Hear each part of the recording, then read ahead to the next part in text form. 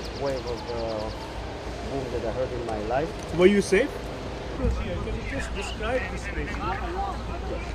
So that's Greeting everybody, I am Anurag Shukla, and here we discuss a topic that is, are we looking forward for a World War III? Is there any scenario, is there anything in the near future? So definitely I am totally against it, and World War itself is a controversial word, because when we go to the history, when we look for the World War I and World War II history, we find that the few European nations were actually fighting on ground, and they have involved the resources of Asia, Africa and other countries which they have made as their slaves and their colonies. So those days they used their army and their resources to fight their own war, which were politically motivated, and they were centralized in the European zone only.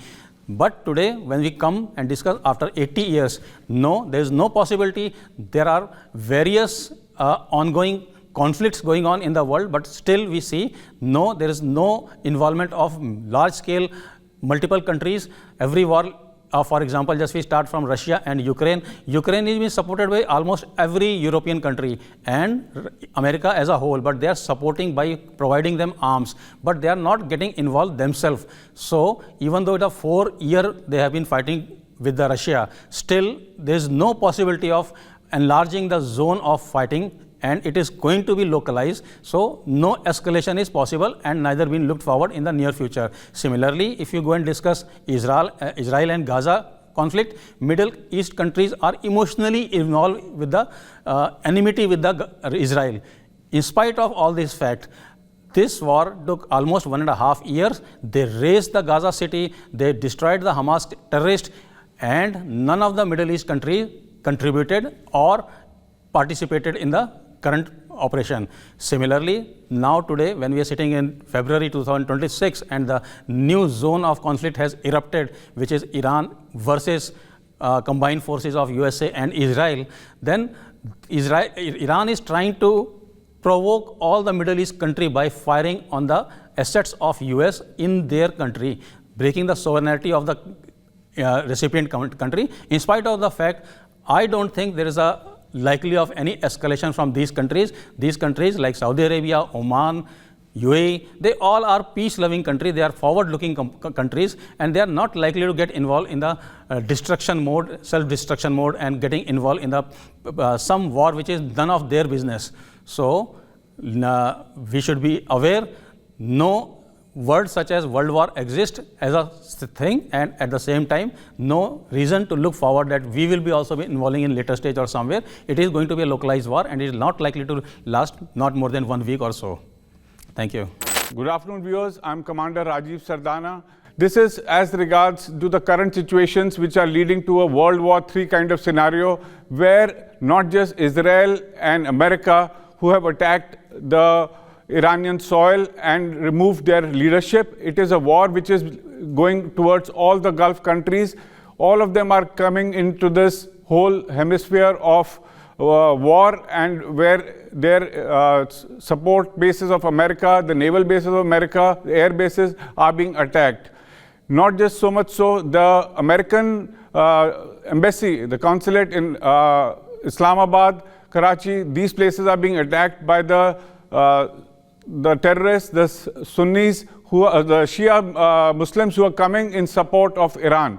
This is causing great problems for Pakistan also, and with their support, they are going to create internal unrest, not just in Pakistan, but also on the borders with India. India's recent visit, the Prime Minister's visit to Israel, showcases that India is standing firmly with Israel and not with Iran at the moment.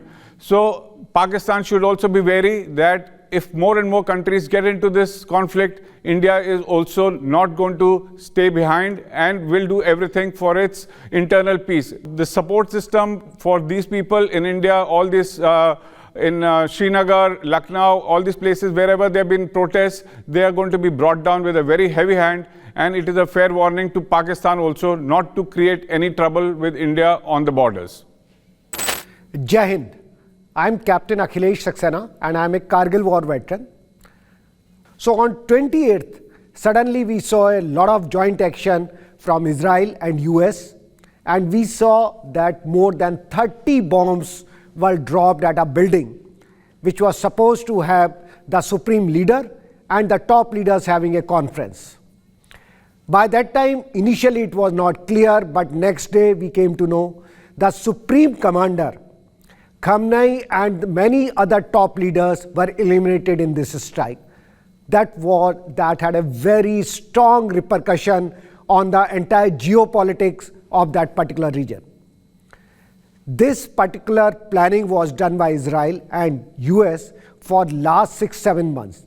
Last time they had an encounter in June 2025, where there was a war of 12 days. The US came with 3 clear objectives with support of Israel. And those objectives were that Iran has to leave its nuclear enrichment program. It cannot have a nuclear power. Second, they have to give up their ballistic missiles program, because if they do that, there was a danger that they can reach up to US and other European nations. And third was they have to stop supporting various terrorist organizations like Hamas, Hezbollah and all. So these were the conditions, right? And US was trying to impose it on Iran. Iran definitely was in no mood to accept these conditions. They were facing the other implications, they were facing the sanction, but they were still ensuring that they go ahead on these programs. So Israel and US launch an operation, and when after 7-8 days of war, Israel realized that they cannot penetrate the bunkers where this enrichment program was being done, then US was also get involved. And then US used the B-2 bombers, which was supposed to be the most lethal bombs in the earth.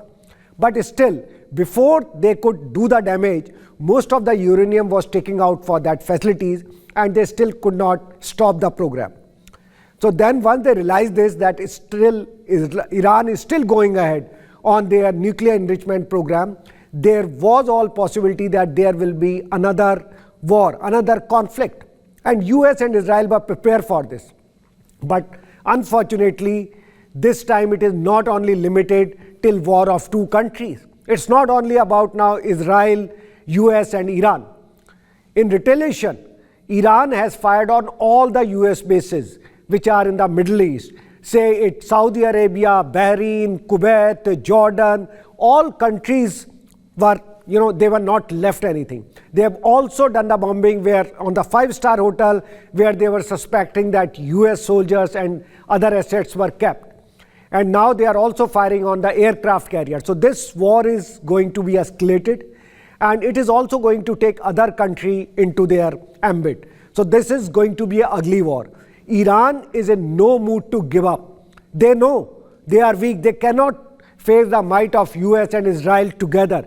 But still, they are in the mood that we will also give you the response, whatever may be the condition on our side. And don't underestimate them. They have got a good missile system. They have got a hypersonic missile. And initially now they are starting with their low-range missiles and drone just to saturate the capacity of air defense system of Israel. And once they say that the capacity is saturated, then they will come back their hypersonic missile. So this is not going to be a small war. They are not going to give up. Now US is trying their best to do whatever and to bring Iran to the knees. But looks like that it is going to involve other countries more so. Iran has also blocked the Strait of Hormuz, which controls nearly 20% of the global oil supply. So you have already started seeing the impact on global economy. Today our market is down nearly by 1,000 points, and it is going to have more repercussion as we move on. So this is going to be a long war. It will have impact on India, though India is not going to get directly involved in the war. We have got a very good relation with Israel, and Iran also we have got a good relation. So we may play a very important role in terms of bringing those parties together and play a very important role. And everyone understands that today in geopolitical sense, India has emerged as a global power, which has got a lot of influence and can definitely play a very important role in terms of bringing this conflict down, bringing these two sides on the table and bring some peace on this. But let's see, I don't see any immediate solution to this crisis for the next few days, till the time one of the party backs off and till the time your ammunition pile get expanded. Jai Hind. Thank you.